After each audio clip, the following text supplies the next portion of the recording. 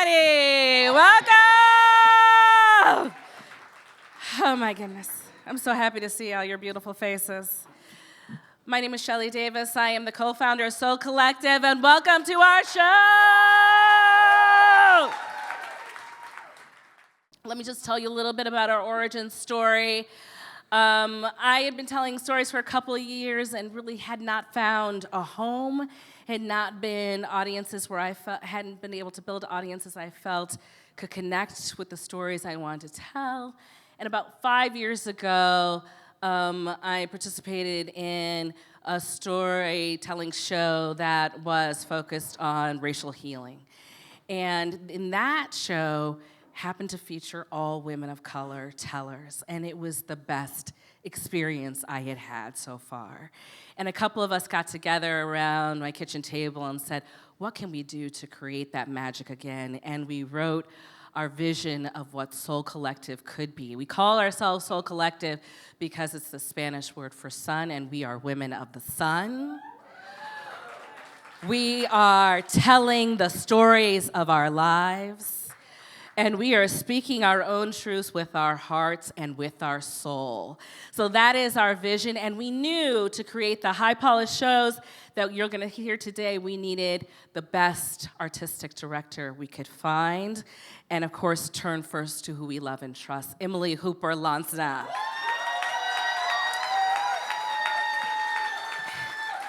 Emily understood our vision. She saw that we were creating something special in Chicago that didn't exist already, and she has been with us from the beginning, and we are so grateful to have her. She will serve as our host today, so let me turn it over without further ado. Emily is a 3 arts winner.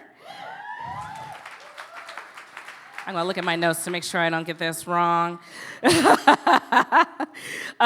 She also is a next level winner. She also does her own independent teaching of storytelling, and she will be doing that online at the end of the month. So if you like what you see and hear today, please sign on with Stories by Emily, and she will serve you well as she continues to serve us well. And she also is a senior director of programming at Logan Center for the Arts. And I also just want to give out a shout out to Logan Center, who has also served as our artistic home from the beginning. So thank you. Welcome everybody again. Emily. How we doing? Y'all, it is Saturday afternoon, and we are on the south side to hear some stories. Give it up! Let's go! I am just excited beyond belief. I want to tell you that storytelling is my work. It is my calling. I have been teaching stories and telling stories for more than 30 years. And I am grateful for the opportunity to be in this circle. I want to tell you a little bit about how we come to today, what the process is. So we have a group of women who say, I want to sign up to be in the next show. And we have a process where we pick a theme. And when I knew we would be at the Promontory, I was like, what about Last Night a DJ Saved My Life? And the group agreed to that. And so I designed a series of workshops with prompts to try to help us get to stories. And so we do several weeks of thinking about stories, and then we come to, it's time, pick your favorite story of what it is that you worked on so you can share it. Today you're going to hear some people who are telling stories for their first or second time. You're going to hear some people who've been doing it for a while. You're going to hear some folk like me who've been doing it for a long time. And we're just excited to be in space together. I want to talk a little bit more about why the theme of Last Night a DJ Saved My Life is important in this world right now. Because you might think we should be talking about something else. But what I want to say to you is, in moments of crisis, our music, our artistry, our healing has always been what we needed to make ourselves whole so that we could fight the fight that we need to fight. So if you feel like you're getting ready to fight a fight, then you need to get some music and some stories and some rhythm to help you fight that fight. Ashe. Each of the storytellers who is here today is going to speak to you right from their heart. We're so grateful to celebrate all of them. As you've heard, we want to give it up to everybody from the Promontory who is helping us, the folks at the bar, the person who's doing sound, the people who greeted you at the door, just everybody who made it possible for us to be here. We celebrate you. Onam Lansana has been acting as our stage manager. We have Ope, who is our videographer. You got to give it up because you see the folks on stage, but you might not know it's a whole lot of other people who are making it possible, so give thanks. It has come to the time in the afternoon where we're going to get started with some stories. Our first storyteller is a force to be reckoned with. She is a storyteller who centers the word. She is a poet. She is a visual artist. She looks deeply at things. She feels deeply. She has an incredible insight, and I can't wait for y'all to hear her. Give a Southside welcome to Latrice Buckingham. Let's go!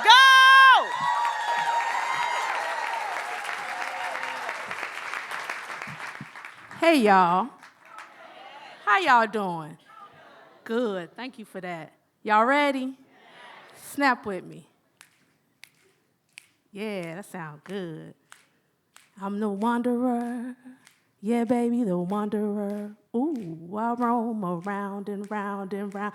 Sing it. Round and round and round and round. I'm the wanderer. Yeah, baby, the wanderer. Ooh, I roam around and round and round and round and round and round and round and round. And around I go, because I go where I hear the music is. I always go where I hear the music is, and I heard today, it's here. So this is where I'm going to be. Because, see, I am a wandering storyteller. I'm a nomad poet. Now, you can't pronounce this, but my name is the sound a flute makes. Beautiful, ain't it? My mama named me that because she said I'm beautiful and wandering. I grew up just outside of somewhere. I've been doing something inside music ever since. I've always been this way. Even as a baby, they told me if Papa was humming in the kitchen, I'd crawl into the kitchen and just sit until he was finished. Same with the radio. Wherever it was playing, I'd be sitting under it, and I ain't changed a bit.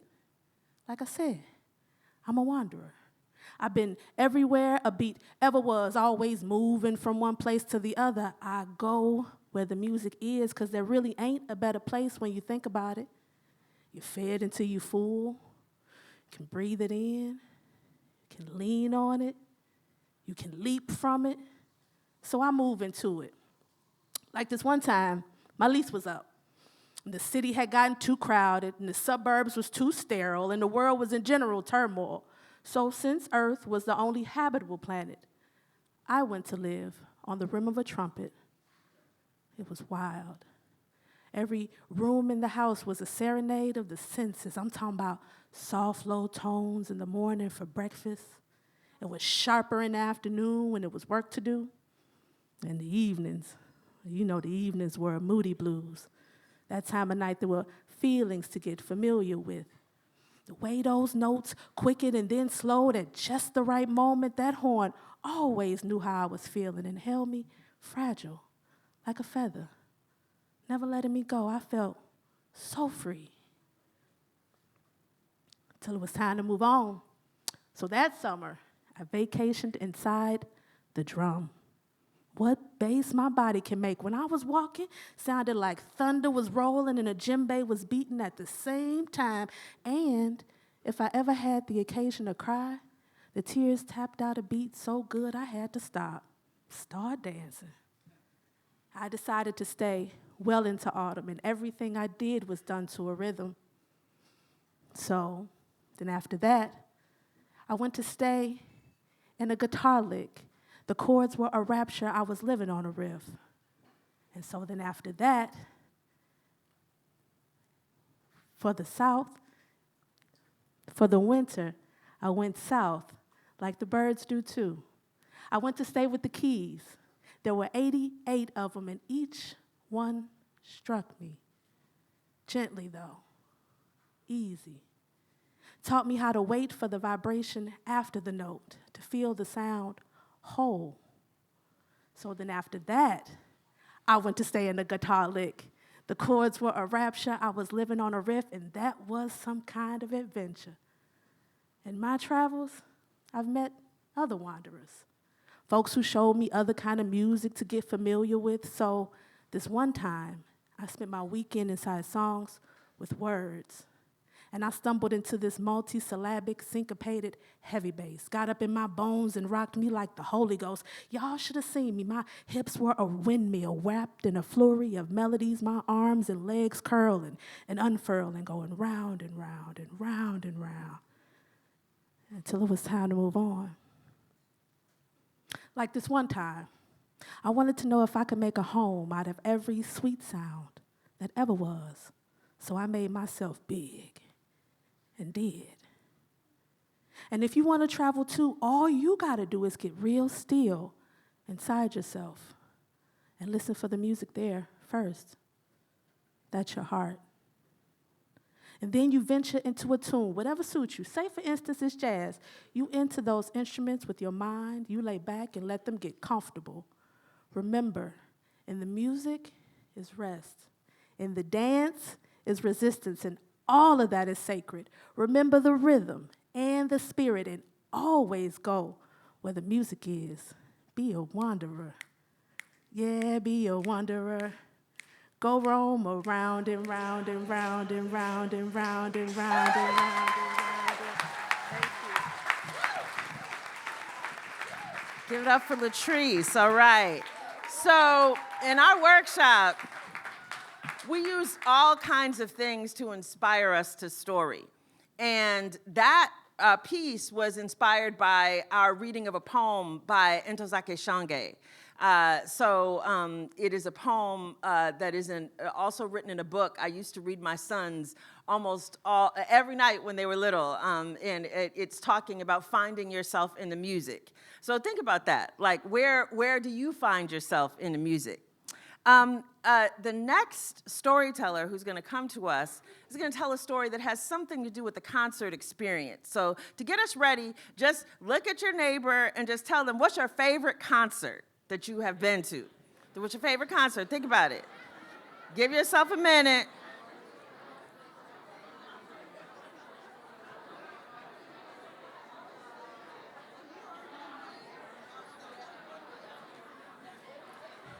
All right, y'all getting the concert vibe? Y'all getting the concert vibe? All right.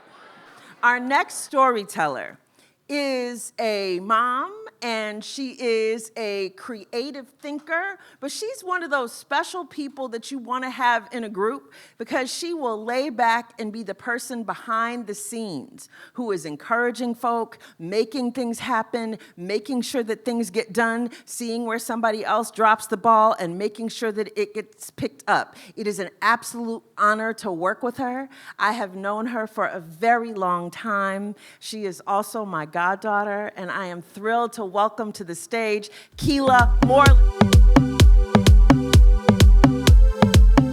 Thank you, Emily. And I want to say a special thank you to my family and friends. It means so much that you came out today. And thank you, everyone else. We are so grateful that you showed up and that we could fill this place, because we weren't sure, and we are so happy. Thank you.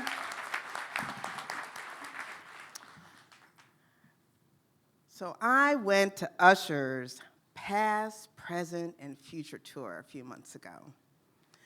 I went with my friends and my sister, and I had been to an Usher concert before. 1, 2, 3, 4. Who's counting? I'm a fan.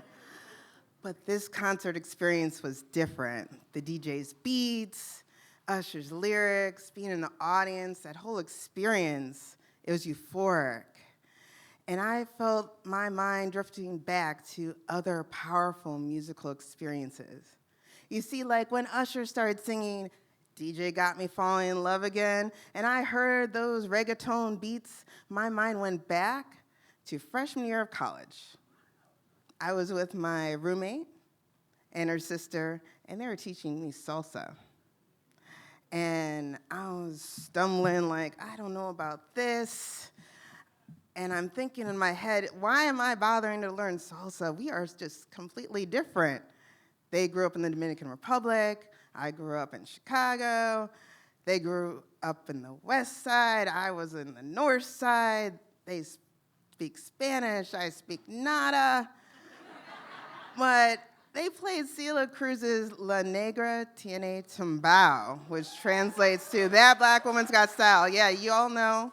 And you know Celia Cruz is Afro-Cuban? So I was like, okay. So I tried again. And then my hips started moving, and I was like, I'm doing it. Yeah. And then they grabbed my hands, and they twirled me around, and we were dancing full of joy. And I had never danced with anyone before, full of joy. I had danced before with other people, of course. In high school, you put your hands on the shoulder, and you're going like this, like a penguin, like, yeah, I'm dancing. But this time, we were twirling, coming all close, and I didn't know what was being said, but I felt that rhythm. I fell in love with Caribbean music that night. And that cemented our friendship. And we've been friends for 23 years.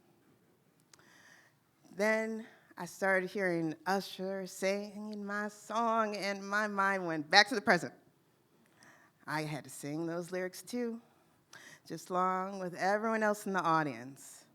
And then he started singing from Climax to Burn. And these are two sad, heartbreaking songs, but I was not feeling heartbreaky when I was singing those songs and looking at Usher.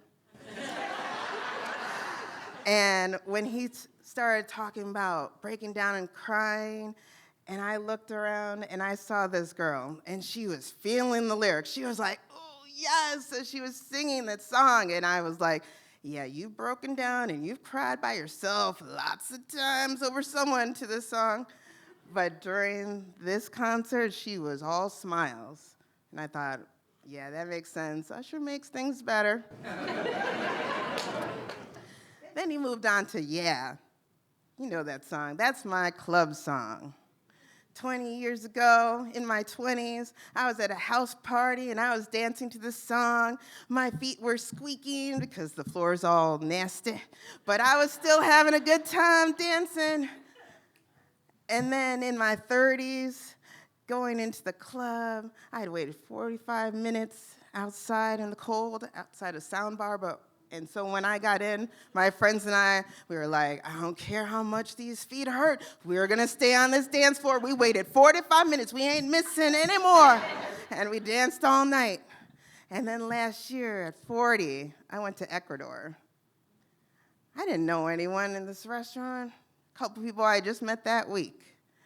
But they moved those tables aside, and the band started playing salsa. I perked up. I know salsa. So I went out onto the dance floor to dance. And then I grabbed this stranger, and I was just like, let's dance. And he was like, okay. And so we started dancing, and luckily he knew how to dance salsa too, and so he was twirling me. When he got tired, I was like, go sit down. And I just kept on dancing and dancing, because it didn't matter if I was dancing with someone. I was having such a good time. So I'm there in my mind listening to Yeah and feeling all these past wonderful experiences wash over me. And then I see Usher out of the corner of my eye going toward the stairs. So my mind starts coming back because I'm wondering where he's going. Then he starts going down the stairs, and I'm like, where are you going, Usher? The concert's not over. You can't leave. And then he started going down the aisle on the left side, and I'm looking at the right side like, y'all so jealous, aren't you? And then he gets back to the sound stage, and he grabs a glass of cherries. And I'm like, what you doing, Usher? Are you hungry? Do you need a little snack? Or are you thirsty? You want an old-fashioned? I like old-fashions. And he takes this glass of cherries, and he walks back down the aisle, and I'm giggling like, ha-ha, right side aisle. And then he gets to a woman, and he pulls out a cherry. I'm like, what are you doing? He holds it over her, and I'm like, oh, I know what you're doing, Usher. And she looks up at this cherry like it's $1 million. And she tries to eat it, and he pulls it back. And she tries to eat it, and he pulls it back. Finally, she gets the cherry. We're clapping and cheering like she won an Oscar. He goes around this and does this to other ladies. Finally, it gets to a woman, and it's clear she brought someone with her. So he offers the cherries to him. I grab my popcorn, imaginary, because I'm like, this is going to be good. She does not want her husband feeding her cherries. She wants Usher. And sure enough, she looked at her husband or her boyfriend or whoever like, give that to Usher. Give it to Usher. So the guy, being a good husband, boyfriend, he goes to give it to Usher. And I'm like, Usher, what you gonna do now? What you gonna do? And he just shook his head like, I ain't getting in the middle of that. So reluctantly, she took that cherry, and it might have been a 25-cent cherry. It was no $1 million cherry, that's for sure. And after the concert, my friends and my sister and I, we're reminiscing, and I'm like, we are never gonna forget this concert. Never. And my sister and I like, we gotta make sure we get to that next concert. He's gonna be touring again, I'm sure next year. Let's sign up. And then in the back of my mind, I'm making a mental note to buy cherries for my anniversary. Thank you.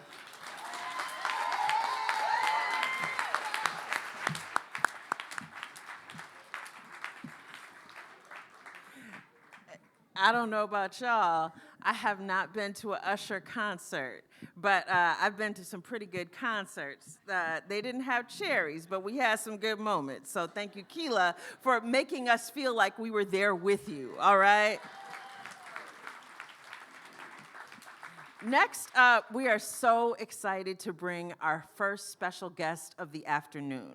If you all are not familiar with her, Ada Chang has made an incredible contribution to storytelling in Chicago, but also around the world. She is a scholar of storytelling. She is an inspiration. The work that she does brings all different kinds of people together and helps people to discover and share their stories in meaningful ways. Y'all give Southside welcome to Ada Chang as she comes to the stage.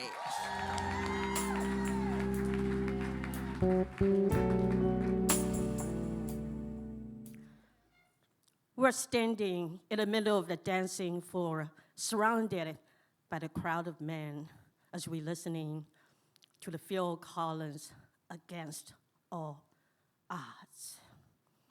I stare into the eyes of the person whose hands are holding my waist. Should I or should I not kiss? Can I face the consequences?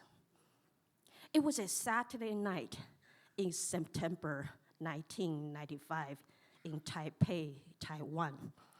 I was living in Hong Kong at the time, and I went back to Taipei, my birthplace, to attend a conference without notifying my family. And that conference was Asian Pacific Lesbian Network Conference. I was supposed to be there as an impartial researcher. I ended up working as an interpreter so lesbians from different countries could communicate with one another. That night, we went out dancing at a local gay bar. Jeannie, one of the delegates from the Philippines, asked me to dance.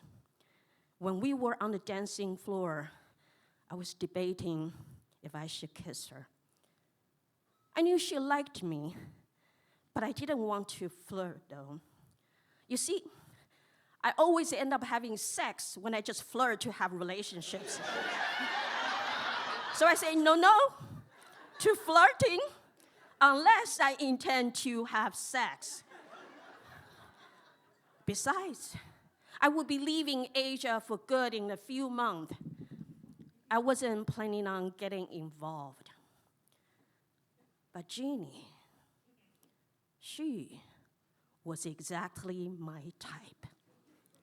boyish-looking butch woman, just the way I like it. So I let myself go, and I kissed her. And we kissed for a long, long time until the music was over.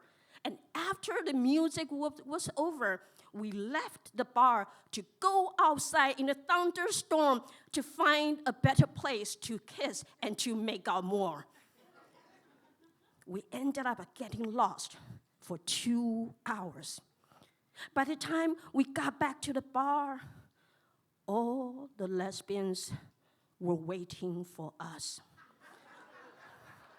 including Jeannie's friends. And they pretty much figured out what was going on between us. And that night, someone else in Manila also found out about us. Jeannie's partner, a nationally known feminist in the Philippines. So overnight, our relationship became a national scandal and an international love triangle.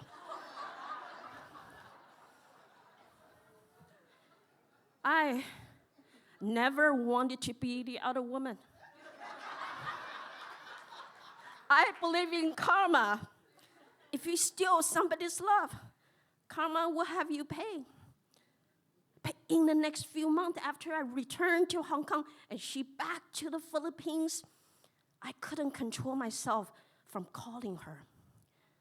There was a payphone near my workplace, and every afternoon I would take a break and use the payphone to call her. And with each call, I found myself quickly learning the difference between loving someone and falling in love with someone. You see, you might choose to love someone, but you don't choose to fall in love with someone. And the key word here is fall, because once you start falling, you're completely hopeless and helpless until you crash.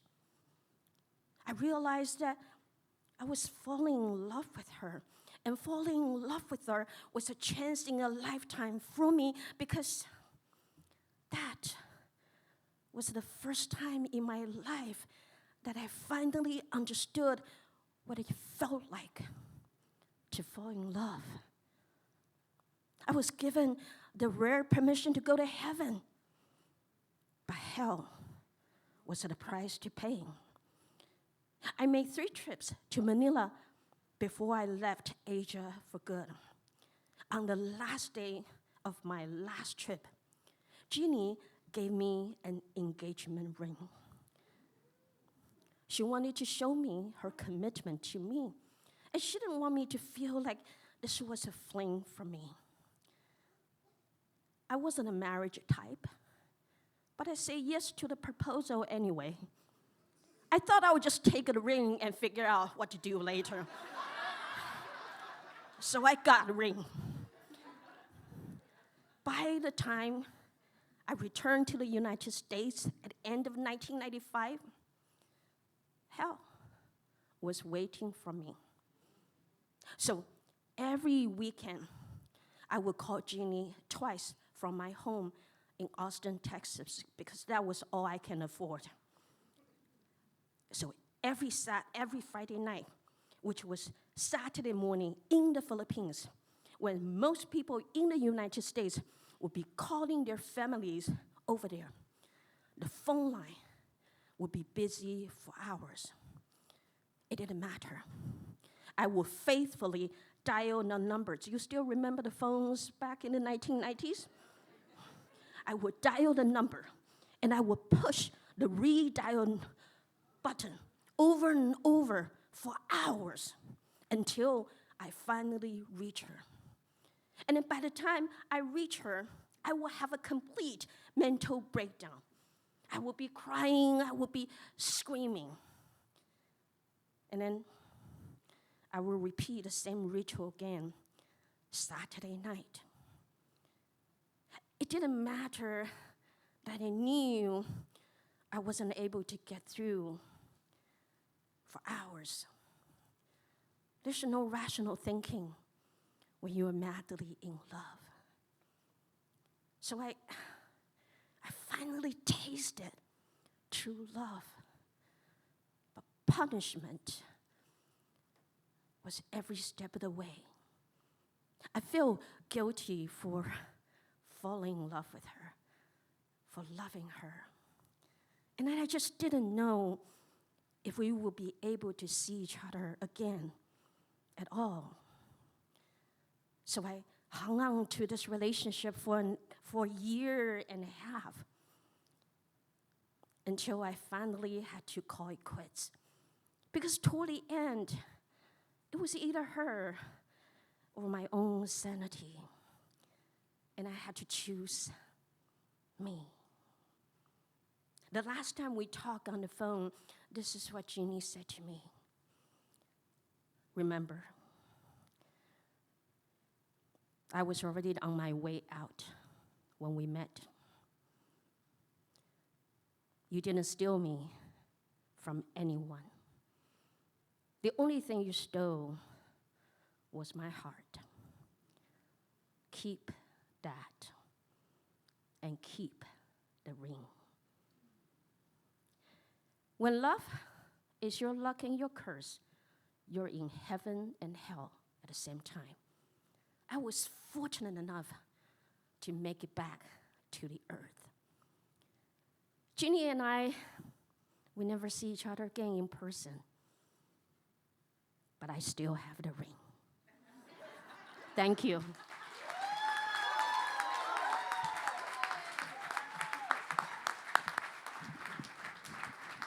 Y'all give it up for Ada Chang.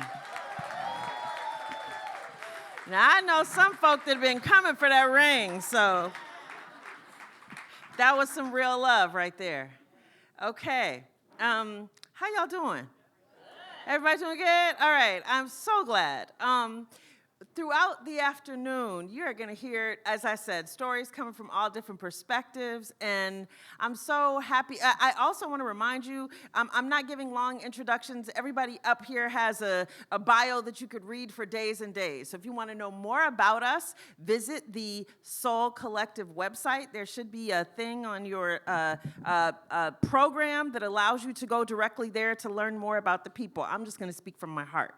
And our next storyteller is Karen Norrington Reeves.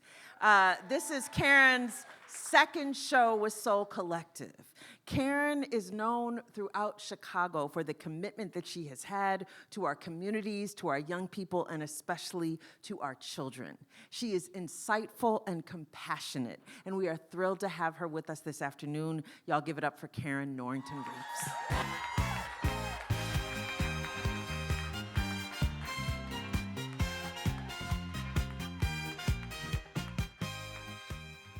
So, I'm going to take you back a little bit. It is the fall of 1977, and I am celebrating my 8th birthday.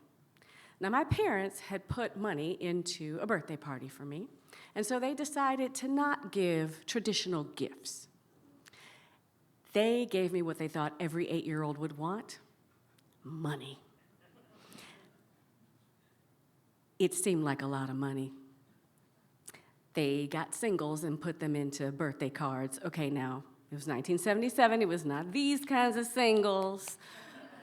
So the cards open up, and money, it just felt like it cascaded to the floor. I started screaming, "I'm rich! I'm rich!" And I am throwing dollar bills in the air.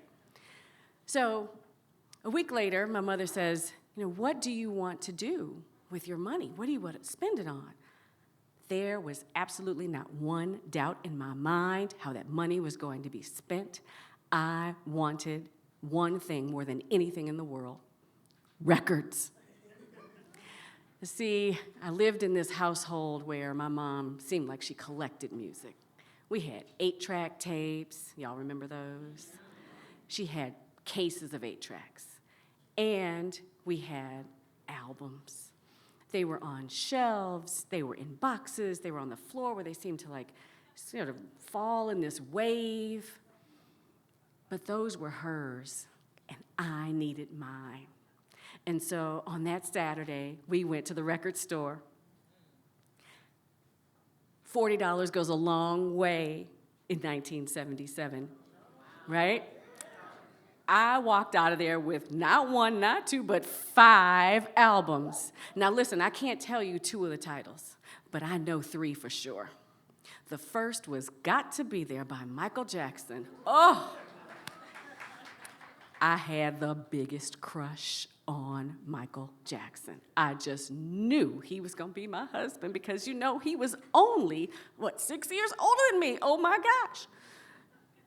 The second album was So in Love, which was Jermaine Jackson's second album, for those of you who needed to know. Learned every word to every song. The third one was the creme de la creme. It was the Jackson 5 Christmas album.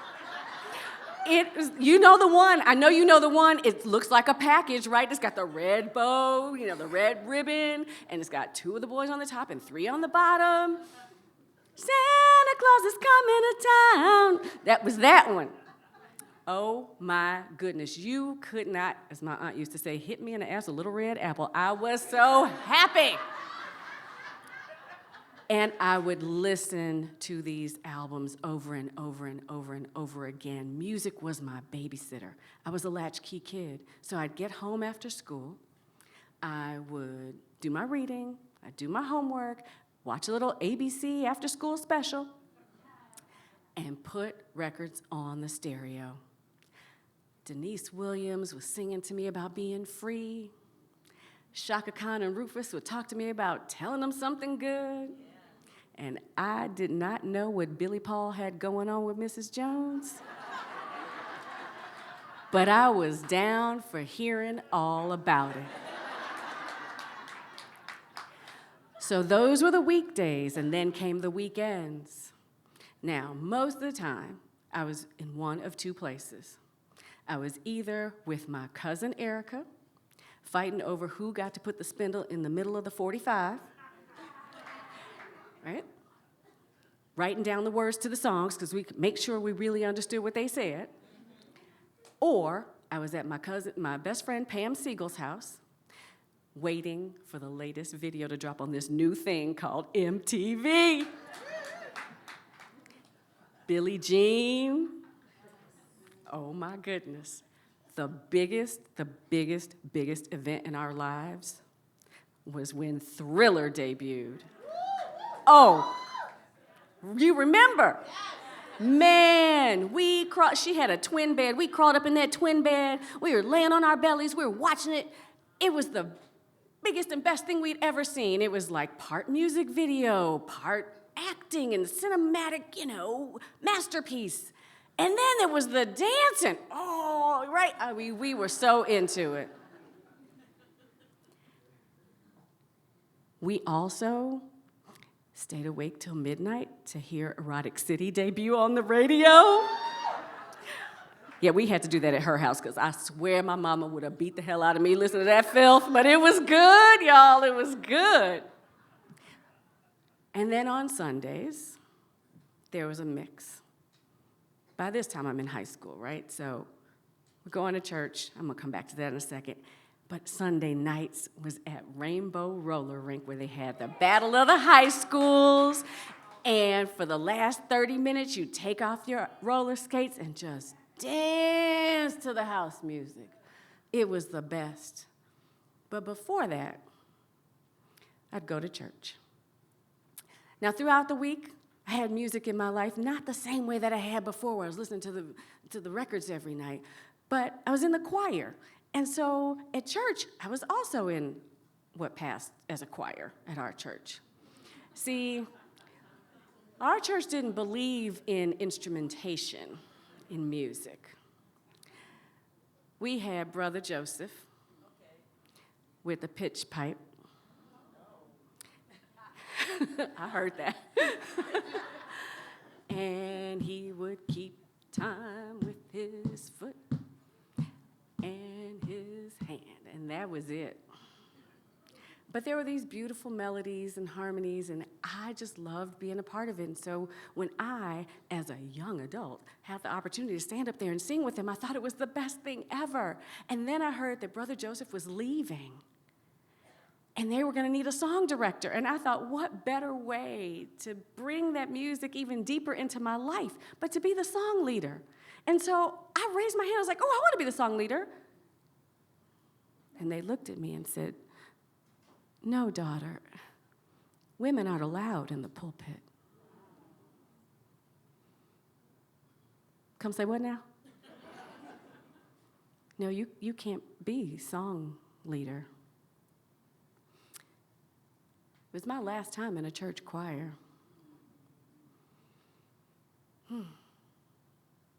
All those records in the house, I thought I might not ever hear those songs again, so before I went off to college, I recorded every single one of them onto cassette tapes.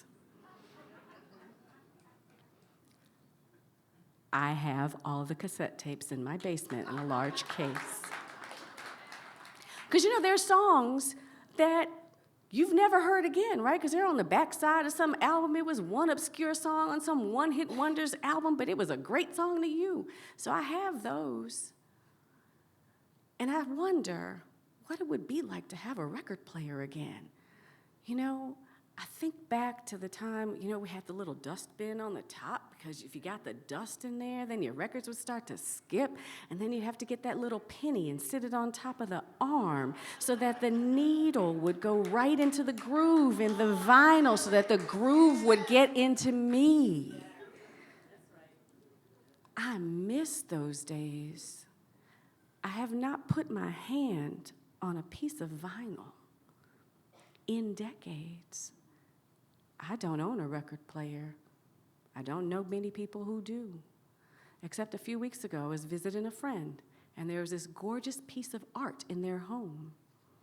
And as I got closer, it became clear to me that it was actually a vertical record player. It was gorgeous and really unique and weird. And I'm looking at it, and they caught me looking at it, and they said, you know, it works. I'm like, you play records sideways on this thing? And it was a novelty gift that they had received. And I think about what it would be like to have a record player again, to play those records, to sit there and get lost the way that I used to. You know, not asking Alexa to play something where she tells you how she's going to charge you $3.99 a month for the privilege of listening to the music that you really want to hear. But it takes me back to those songs of a simpler time, a time when the music really was a part of my life. I spent all my days driving, listening to what? NPR and CNN. I feel lost. What I've lost is that time where the music was so in me. I want to go back to those songs of a simpler time. I think I'm going to look into getting one of those vertical record players. Thank you.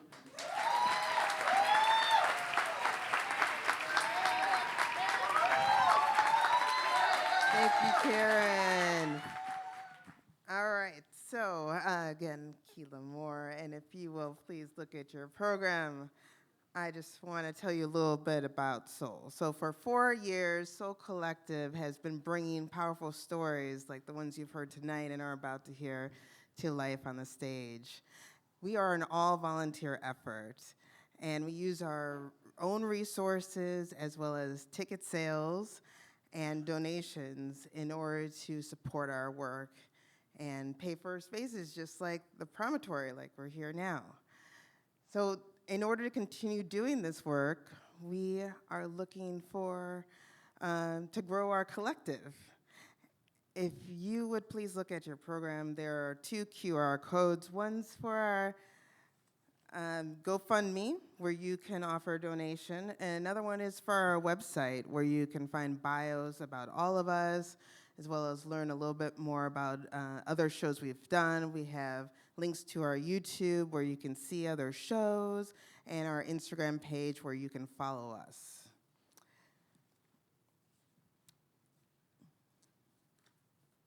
Your contribution of any level means so much to us, and it allows voices that may go unheard like ours to be seen and heard and understood. So we thank you in advance. Our next storyteller is Shelley A. Davis. As you heard before, thank you, yes. Shelley A. Davis is our co-founder of Soul, and she is also an artistic visionary, and she is a friend of mine. Sorry, I'm like bad because I put on my contacts, so it's hard for me to read my little notes. She's a leader of Chicago's philanthropic community and a progressive political volunteer. I've been inspired by Shelley. She has robust, very personal stories, and when she shares them, she makes you feel like you're in that experience. And that's something that I've taken to heart and am using for my storytelling as I continue to improve and develop. So please join me in a round of applause for my friend, Shelley.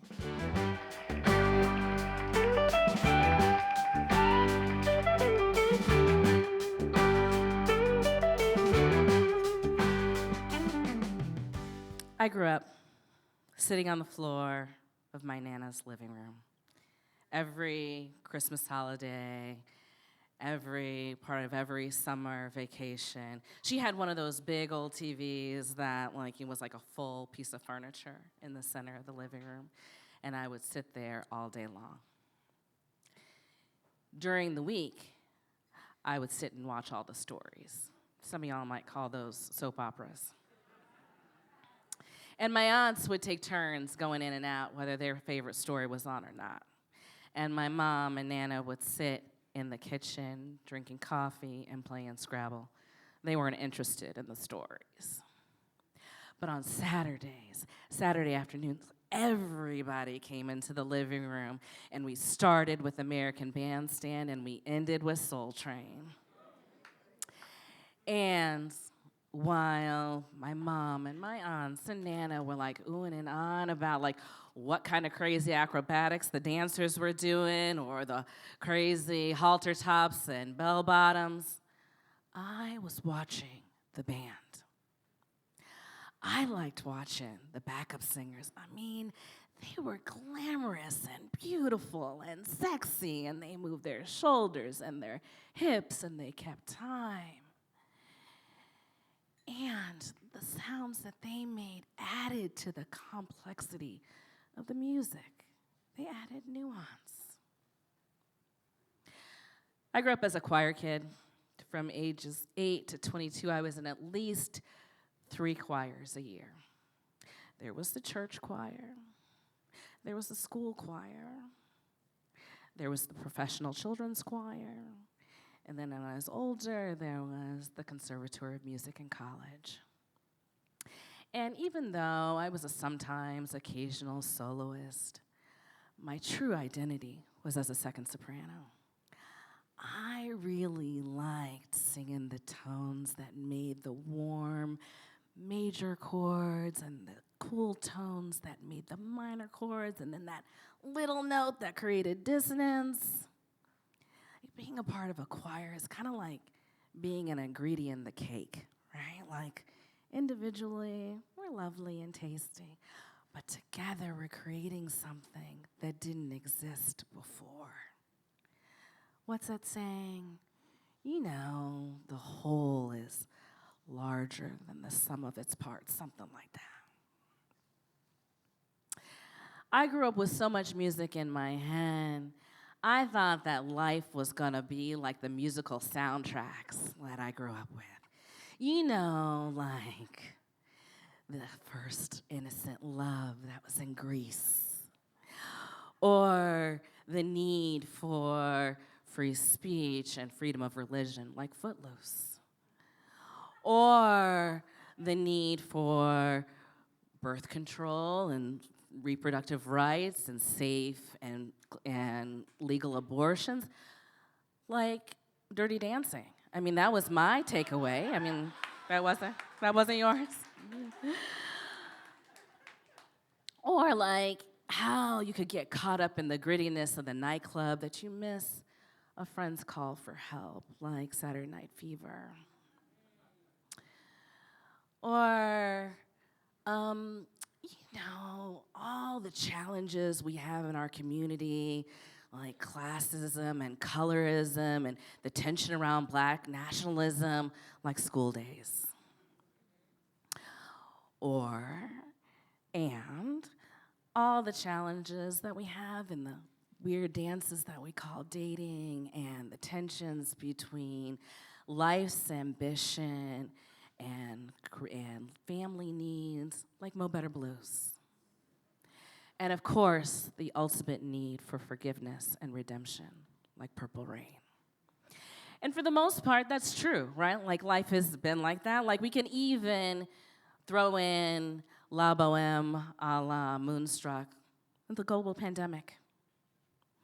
And those have been my life lessons, and they've carried me far. Fast forward to this summer when I was a volunteer with the Democratic National Convention with the DNC. My role as a volunteer was in the mornings, in those very long 4 days that were like 12, 16-hour days. I'd spend my mornings at my post, which was the delegates entrance. I said hello and greeted everyone across the country. I offered advice if they needed to get to the L or understand how to get around the city. I helped people get wheelchairs and navigate the conference floor. In the afternoons, because I had credentials, I was able to sneak into the caucus meetings and listen to Democratic pollsters, and they told us that this was as hopeful as 2008, and I believed them. In the evenings, I stood in the convention hall and I danced and bopped and yelled to the beats of DJ Cassidy and listened to every state pledge their support for our candidate. I was pumped. That energy, that excitement, that electricity carried me all the way through the fall. The night before election night, I was so excited. I asked Google and AI to give me the best playlist with freedom as the theme. And it gave back to me Beyonce's Freedom, which was the campaign theme song, John Baptiste's Freedom, which we just heard, which is my personal favorite, George Michael's Freedom, which is also another good one. And then it reached back to Marvin Gaye, What's Going On, and Nina Simone, Here Comes the Sun. I posted it on social media and I went to bed happy. Then the next night, I was ready to play my playlist. I got all my creature comforts, wine, pasta, pizza, turned on MSNBC, sat back, wait for the results to roll in. And my mood went from excited, happy, joyful, to shock and awe and anger, to disgust, to despair, to numbness. And my music stopped.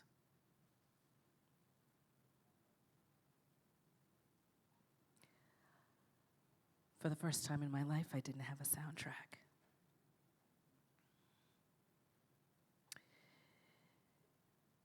And I don't know how to get it back. I think I need to find the drums. The drums of our ancestors. You know, the drums that kept us alive in the Middle Passage, that helped us communicate across tribes. The drums that were our bodies that created Jumba when they took our drums away from us. The drums that kept us going at work when we were being divided against each other and we didn't know who to trust. I think if we could find those drums, they could help us perhaps create new drums, create new rhythms that could give us sight and clarity, new rhythms that could give us strength and perseverance, new rhythms that could help us find light and freedom and peace. And maybe, just maybe, if we find those dramas, if we create those new dramas, my music will come back. Thank you. Give it up for Shelly Davis. All right. Now, I don't know about y'all, but sometimes, like, I need a song that is going to be the song that is going to make me feel like I can get through the day. When I get up in the morning, it's like, I got to play this song before I can even get out of bed. If you have a song that is the song that is getting you through, just turn to your neighbor and say, this is the song that is getting me through what we are going through right now. Just tell somebody, what is your song that is getting you through?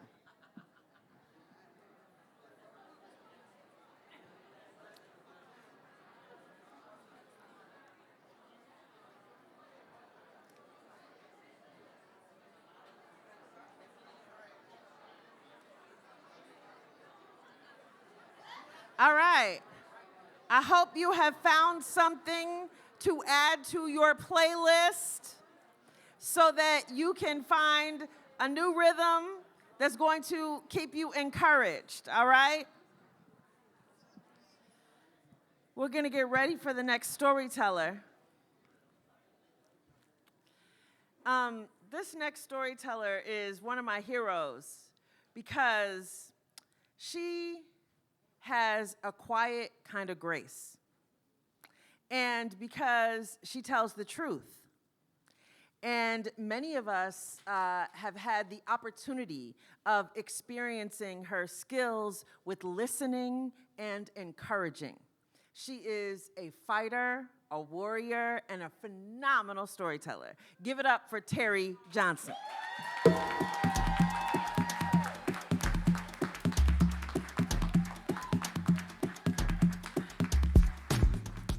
Once upon a time, a long time ago, in a time we call the 1980s, there lived a young woman named Robin, and Robin was a South Sider, born and raised, and in her house on Oglesby, there was always music playing. Her father played jazz piano, and you could hear those notes running down the hallways. Her mother sang in the gospel choir, and so you could hear those joyful noises raising the roof. Her brother was always in the basement playing his albums, a little bit of funk, a little bit of soul, a little bit of rock. So you would hear Jimi Hendrix and James Brown and Parliament Funkadelic, Sly and the Family Stone, Stevie Wonder and Marvin Gaye bouncing off the brown paneling. Now, Robin loved all of that music, and she loved to dance, and she danced to all of that music. Her grandmother used to tease her and say, baby, you were dancing before you walked. Now, she danced all over that house, but she never danced in public. It made her too anxious, too self-conscious. Now, her girlfriends, on the other hand, they were living their best 22-year-old lives. They were clubbing every weekend. They were dressed like video vixens, and they would tell her stories about Chic Ricks, First Fridays, the dating game. And no matter how much she was a little jealous, she knew they were having a good time, it just seemed like it was going to be too much, too loud, too crowded, and so she never went. Now, one July night, it's hot in her car, the car she inherited from her brother, it breaks down. Now, this is the 1980s, so there is no cell phone. She doesn't have one. Her friends don't have one. This is a time, if you can imagine it, that you had to keep quarters in your pockets. And you had to memorize telephone numbers because in an emergency, you had to use what was called a payphone. Now, these payphones were everywhere. She wasn't worried about that, so she gets out of her car. She goes to find a payphone. She got to call her daddy, get her out of this. And as she's walking, she hears a sound. It's a thumping. It's a pulsating. It's a heartbeat.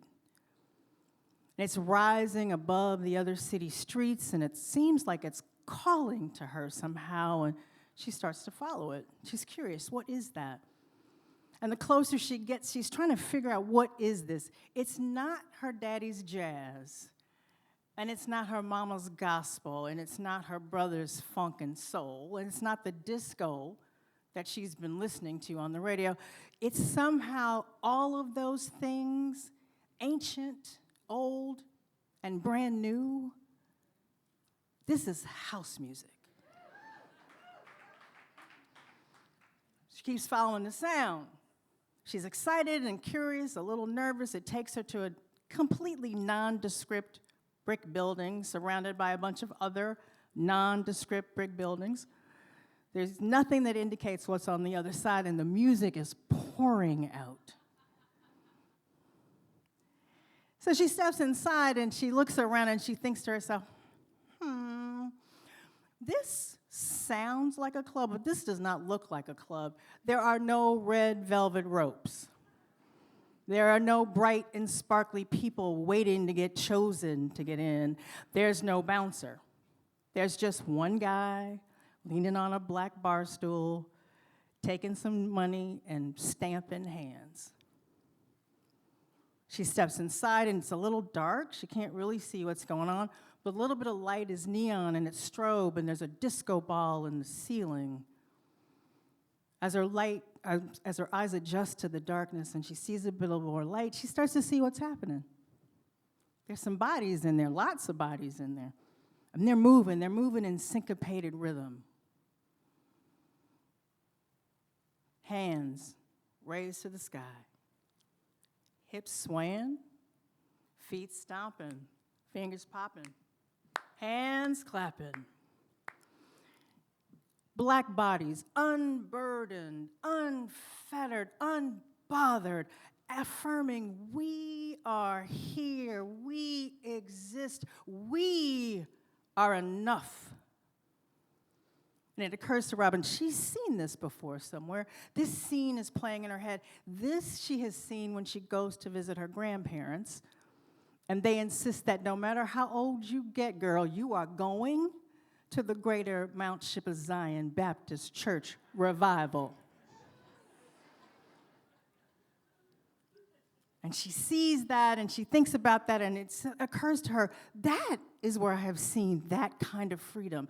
That is where I have seen that kind of a release. And she is in awe.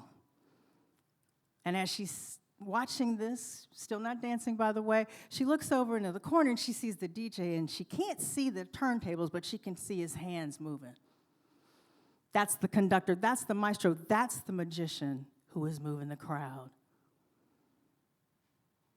She's still not dancing until the DJ plays, "You Ain't Really Down, Playing the Games You Do."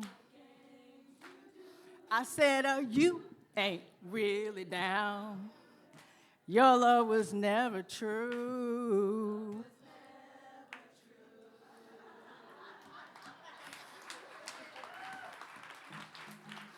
Before she knows it, it's as if the music has picked her up and thrown her down on the floor. Well, not thrown her, dropped her down gently. Not in the middle of the floor, but on the side where she still feels safe, and then she starts to dance. It doesn't occur to her to be self-conscious. She's not anxious at all. Time and space stop. She feels so good. Now, Robin doesn't know this, but this is her baptism. This is her initiation. She's about to be a househead. Now when her friends ask her out, she says, "Yes, please." She goes to the club, she goes to the warehouse, the power plant, the loft, Limelight, music box that would be spelled with a Z. And when she's not in a club, she's in a basement or a backyard. She knows the DJ, she knows all of their music, Frankie Knuckles, Farley Jack Buster Frunk, The Chosen Few, Hot Mix 5, Steve So Curly, Lady D, and Lori Branch. She dances over time. She dances throughout the highs and the lows of her life. She dances as house music moves from the underground to the mainstream. She dances as the clubs that she used to frequent are now parking lots and banks and condos. She dances when her knees start to creak and her back starts to moan.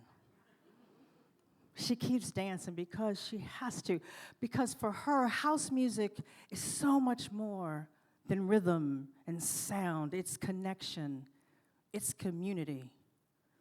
It's her balm, it's her liberation, it's her refuge. For Robin, it's life. Thank you.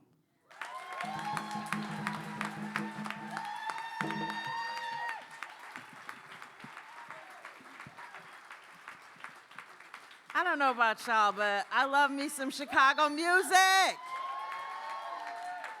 Yes. All right.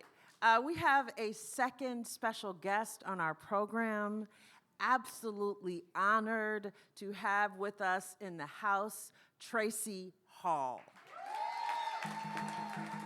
Tracy is a leader, a visionary, a creative. She is a person who is never afraid to speak truth to power. But lots of folks don't know she's also like really funny. And it was absolutely my honor to have her in a storytelling class with me this summer. We had so much fun, and she's going to tell you all an amazing story. Give it up for Tracy Hall.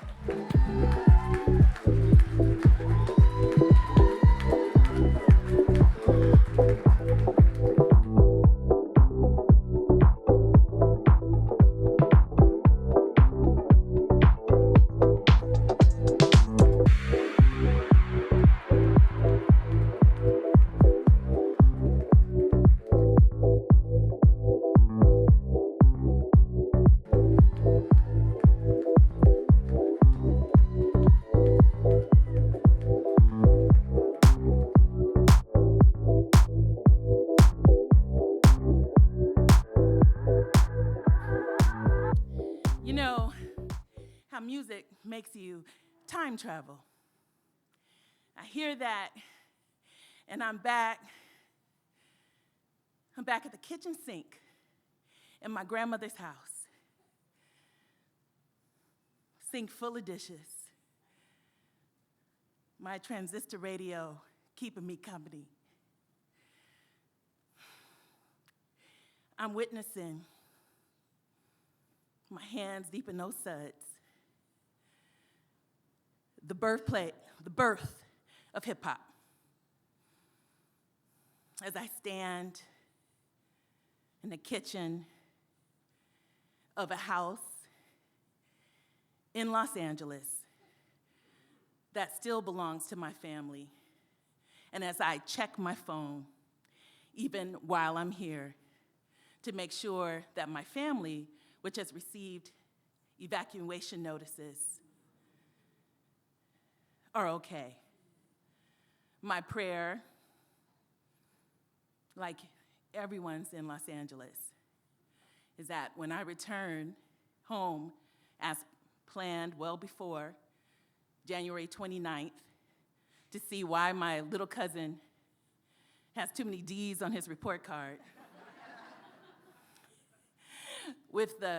that the meeting that I planned with the principal at Hamilton High School will still go on. That Hamilton High School, the houses around it, my grandmother's house, will still be there. But I think about that music, how it got me through, how I grew up to hip hop, and how there in South Central LA, I wasn't different than young people growing up here in Chicago on the west and the south side. That today, young people here are not different from young people in favelas in Brazil, or townships in South Africa, or in the Arab and African suburbs of Paris. Hip hop is now truly bigger than the government.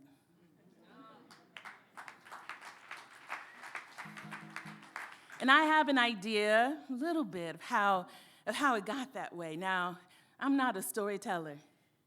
Everyone you heard has either a master's degree or a PhD in storytelling, and I'm still working on my GED. But I'm piecing it together, and I'm going to tell you what I know or maybe what I heard, because I've been doing a lot of traveling this year and a half. And I heard something on the wind that reminded me that whenever there's a shift in culture or a new art form being birthed, there's always some magical being or group of people there to usher it in and usher it along. And sometimes, very often, have you noticed that they are also vertically challenged? Think about it. Look what the leprechauns did for breakfast cereal, right? Well, I have a lot of friends in this audience, and some of my friends, we were in Ghana a little while ago, and we were everywhere in Ghana, even up in Kumasi. And that's where I learned that in the Akan tradition, there is a magical group of people called the Emotia, or little people. And I heard tell, and I'm not quite sure about this, I'm still piecing this together, but I heard tell that the Emotia love to go where there is music and partying and dancing. That's what they live for. And that they travel over distance and time to those places. And something dawned on me. Because, you see those archival photographs of the early days of hip hop, the 60s and the 70s, and there's always somebody that stands out in the crowd. And in one such photograph, there is this fresh to life, kind of vertically challenged man, and he is dressed in all gold. And I like to think that his name might have been something like Goldie.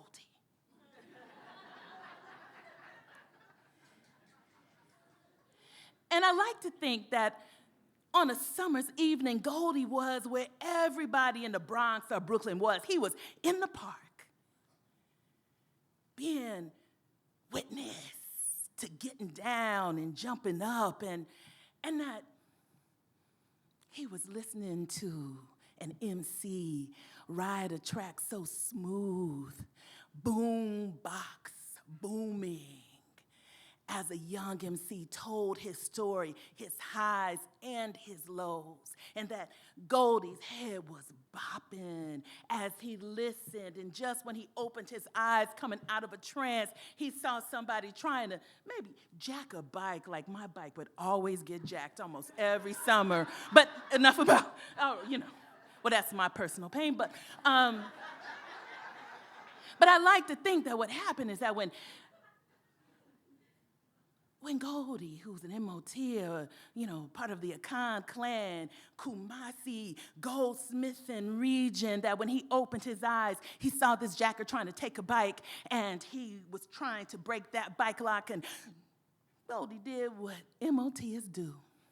He cast his fingertips full of sun rays, and he shot it towards that bike lock, and it turned to pure gold. The jacker, being frustrated and a little bit astonished, runs away, but the owner of the bike comes and both excited but also scared that his bike lock won't work. He tries it anyway. And when he lifts up what looks to be a gold chain now, heavier than anything he's ever seen, he just automatically places it around his neck, feeling regal. So regal, he don't want to ride that bike fast. He want to walk slow through the streets with that gold chain, and everybody said, "Oh, homie, fresh, looking good. Is that you, Jamal?" And Goldie just leans back like a Emotia would. And that he turns his attention elsewhere in that park after dark, and he begins to get ready for his favorite part of the evening. That's when the breakers and the dance crews come out, right? And they're all dressed in their Fila jogging suits, and they are looking good, ready for battle. And of course, as you know, being a Khan from the Ashanti region of Kumasi land, he's ready for battle anytime. And so as they get ready to do their dance battles, that music is so good, he has to jump up. But being clean like he is, dressed in all gold, he don't want to get dirty. So he finds some cardboard. And he places it down. And just when they're getting ready, he said, y'all ain't seen these moves before. And he jumps up and he spins on his back and he lands on his hand and he windmills around. And they're like, go money, go money, go money. And the dance crew say, oh no, we can do that too. And they do. And they do it a little better. And Goldie is pleased, feeling good, like an MOT of wood. Oh, it's almost time for him to go, but he is not going to let these police who have Killer K and Big Rita hemmed up.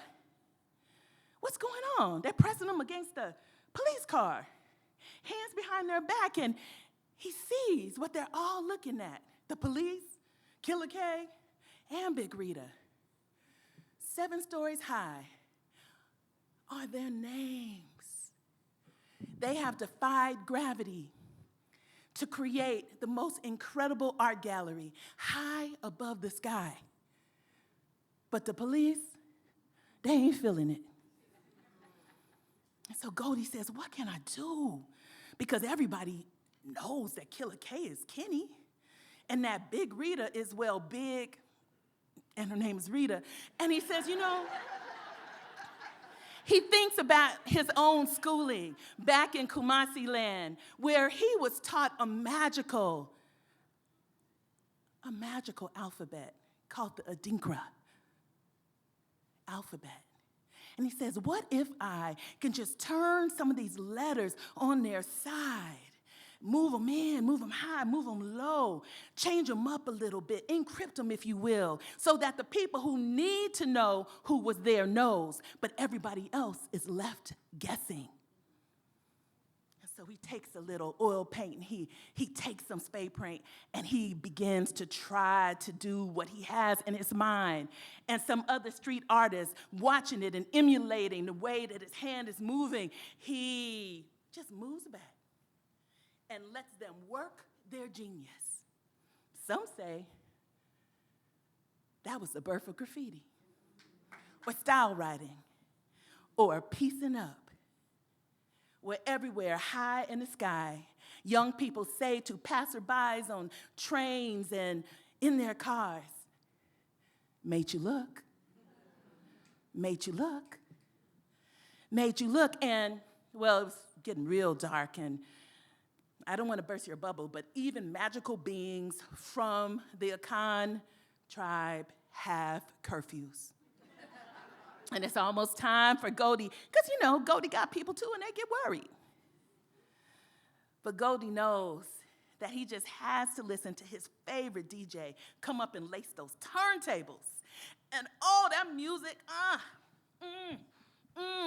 Goldie can't help it. Goldie's like, I got it, oh man. And in Goldie's tradition, right, when you hear a great drummer or a great musician, you can't just sit still. You have to go up. You have to pay your obeisance. You have to pay your respect. And Goldie wants to do that so bad. And Goldie comes up to the DJ as the DJ's just spinning and the crowd is dancing.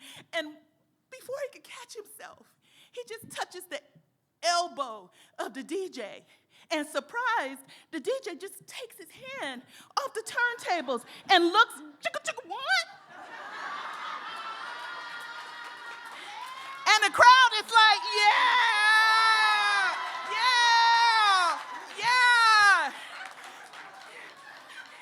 And Goldie just bows. And the DJ feeling good and feeling full and seeing everybody dancing, keeps it up, chicka, chicka, choo, chicka, chicka, choo. Oh, I could tell you a lot more, but I'm still putting it together myself. The one thing that I do know is that there was a moment in time, like there always is, when magical beings, individuals, and communities come together to make something out of nothing. And no matter how you are feeling this month, we can do it again. Because it takes us to make a thing go right. It takes us to make it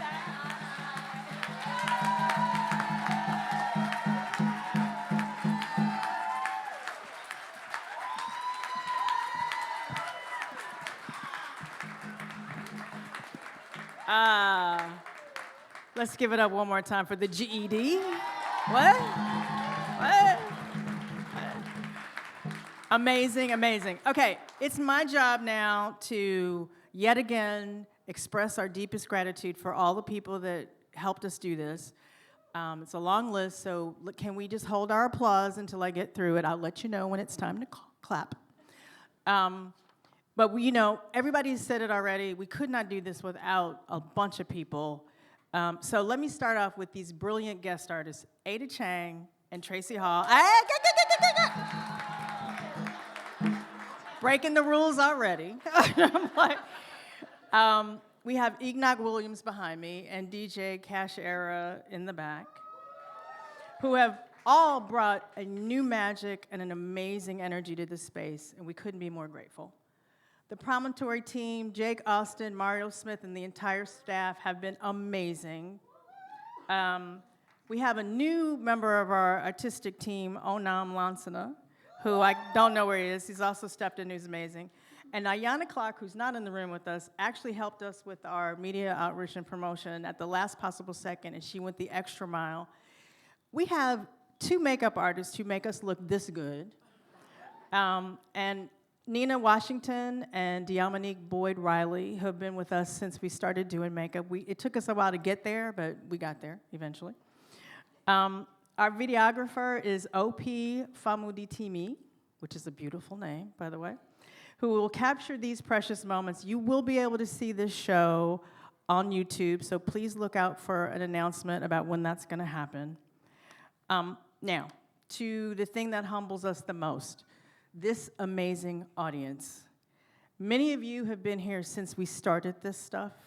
You have been giving us your wisdom, your time, your energy. You have helped us sustain this vision through your generosity, and we are deeply grateful to all of you. We're also deeply grateful to our individual donors, as Keela already shared, but I also want to tell you about DCASE and the Heathering Family Foundation, who have also given us money and support. So, now you can clap.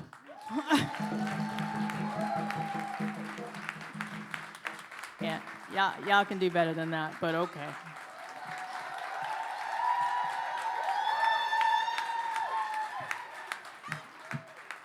All right, now, if the stories today moved you, please consider donating. The QR code is on the back. You can also go to our website and donate there. Please follow us on social media. Please tell the people that you enjoyed yourself tonight. And if there's something that you heard in a story, please tell others about it. Now, I have as my final task the joy of introducing our incredible, amazing artistic director, Emily Hooper Lansana.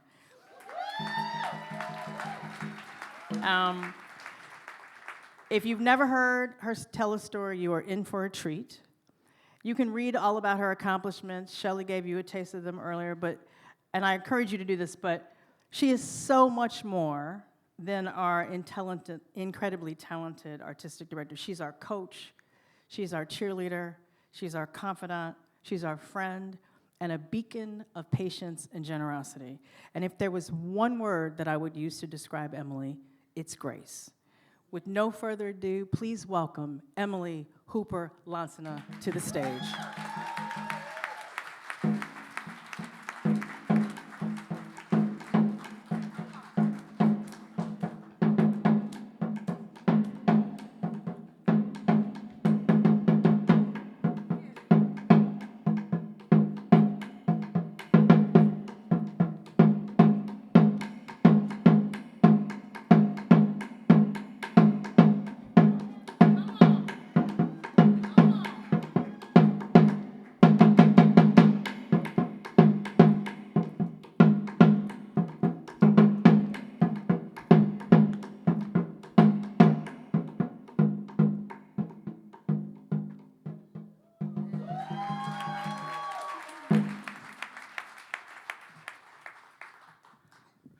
Once upon a time, when my heart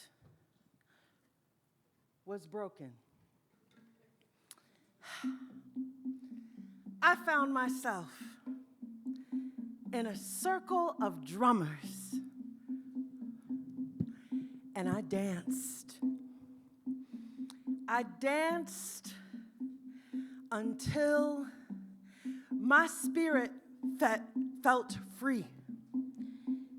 And there were some who came to me afterwards and said, "Wow, you caught the spirit." I don't know what I caught, but I know that is something that our mothers and our mothers' mothers have been doing since the beginning of time. We dance it out. We danced circles of liberation into freedom. We made some ring shouts. We danced our people free. When there were no words, we found the rhythm and we kept going and going and going. This might be a story about dance. This might be a story about the drum. This might be a story about how our people just keep going and going and going and going and going. This might be a story about Beyonce and how she be bad. See, there is an African proverb that says, if the rhythm in the drum changes, the steps of the dance need to change. Y'all hear me? I said if the rhythm in the drum changes, then the steps of the dance need to change. Now, once upon a not too long ago, my marriage exploded a la like Tyler Perry meets Fatal Attraction. It was crazy. And I was totally blindsided. But the real thing is that I knew that my healing was going to be centered in music and dance. Like the next day, I got up and said, I gotta find me somebody's dance floor. And the DJ got me free. And when my sons talked to me, they were like, what can we do to support you? I said, when you talk to me, make sure to ask me, Ma, did you dance?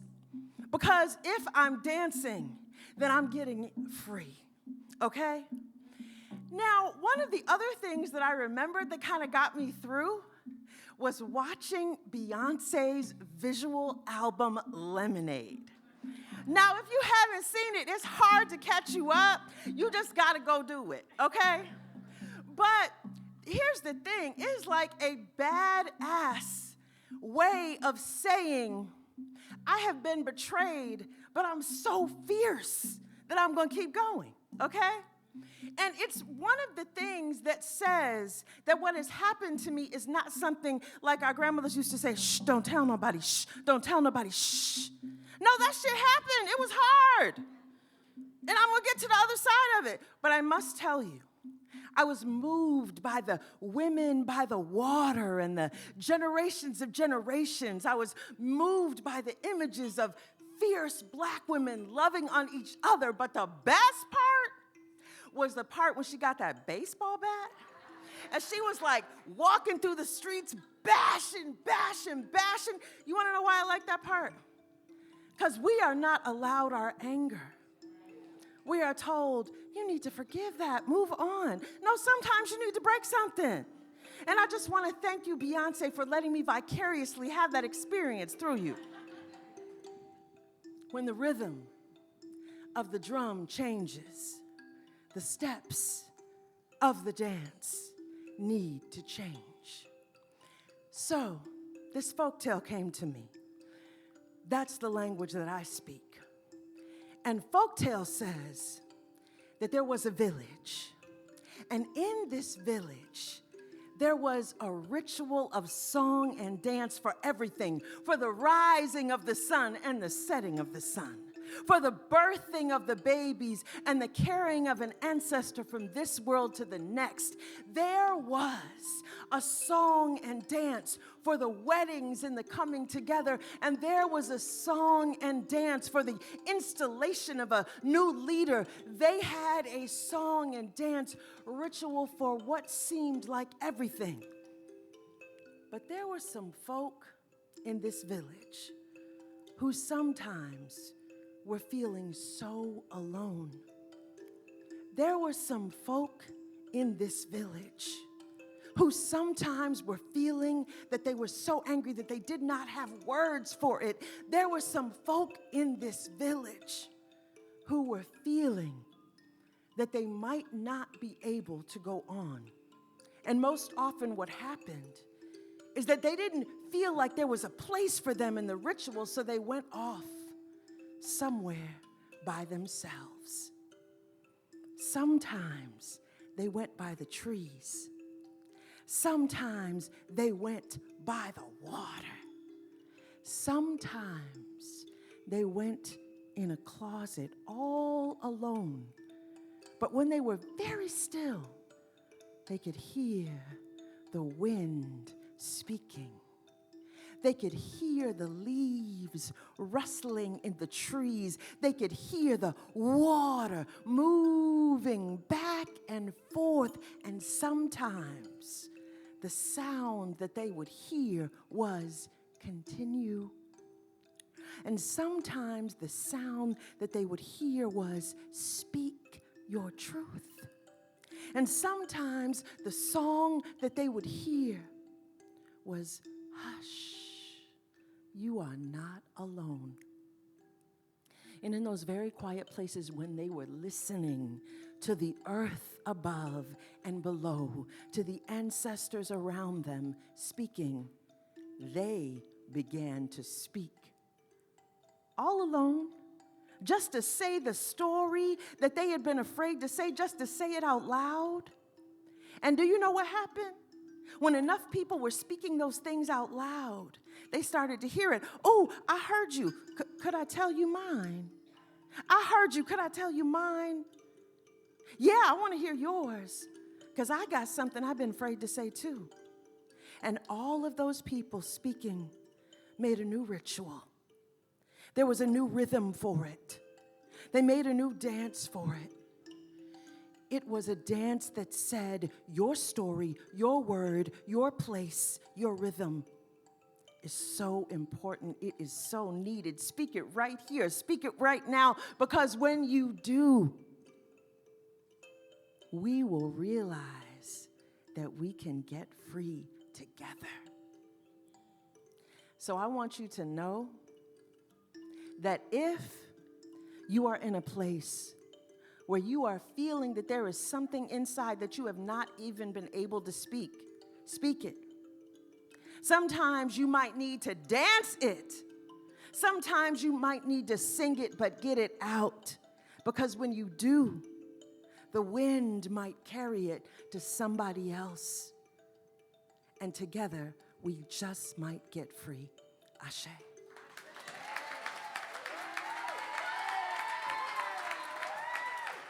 I'm Emily Hooper-Lansana.